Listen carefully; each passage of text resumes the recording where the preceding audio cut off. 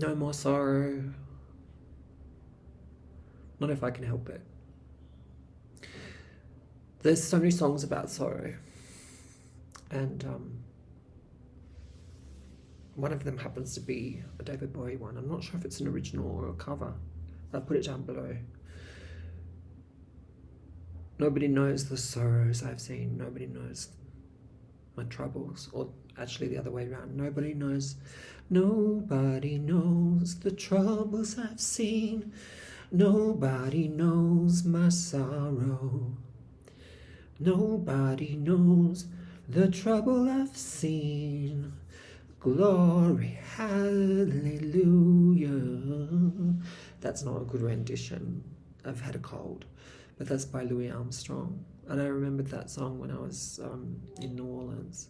Clearly, you cannot dissociate New Orleans from Louis Armstrong, right? I mean, the airport is named after him, which is just brilliant. I really enjoyed being in New Orleans, but I did experience different kinds of sorrow, as I do when I travel, actually, because they make me think about the places that I've come, that I've gone, that my mum didn't get to. But she really enjoyed living through my stories of travel, the postcards, the presents, the calls as well. So yes, it's a day after the anniversary of her passing, and like her, I'm trying to live with grace. I've been a very naughty person.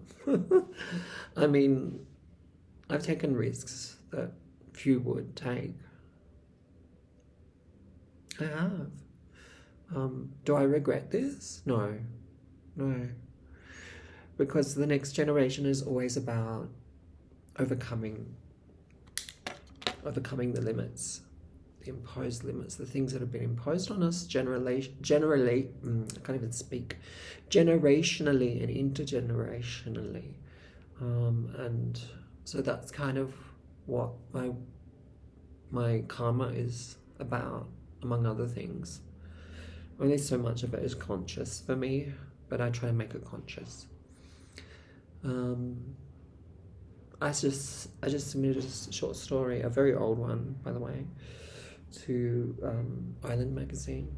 We'll see if they take it seriously. They might not. It might not be their thing. It is very old, so I'm not going to sit there and get all upset if I don't get it accepted, because I don't really have a huge, strong investment in it.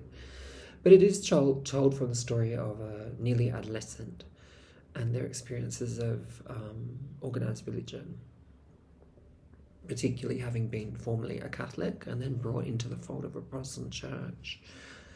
It's called initiation. So we'll see how it goes.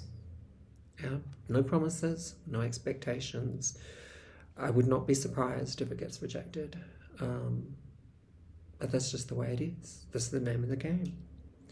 I had a piece of flash fiction appear in an issue of Meniscus Literary Review, which also took a poem of mine, and both of those pieces were really old.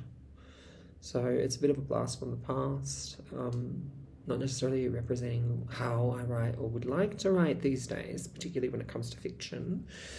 But I'm not necessarily someone who launches into writing fiction out of nowhere. It takes a lot of planning, and I mean, those short stories are an exception, but even short stories take planning, scaffolding.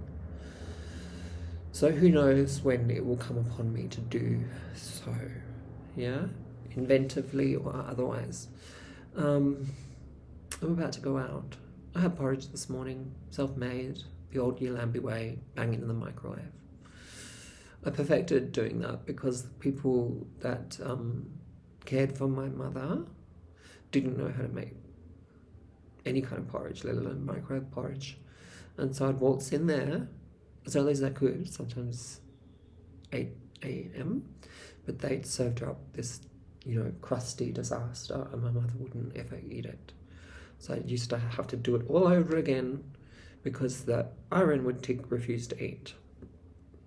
Who would eat stuff that's not properly prepared? I ask you.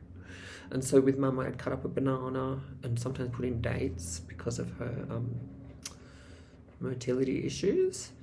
and do it properly. 2 minutes in the microwave, like alternating for the first minute, give a stir, make sure there's enough liquid in there, and then the second minute, yeah, and then it'd be just the right kind of stage. I know that's not how the Scottish do it, but in an aged care facility, they don't want to create excess mess. So that's what we improvised, and that's how I learned how to make microwave porridge. There's a lesson in that for everyone. I'm going to take it easy today. I've done my little submission.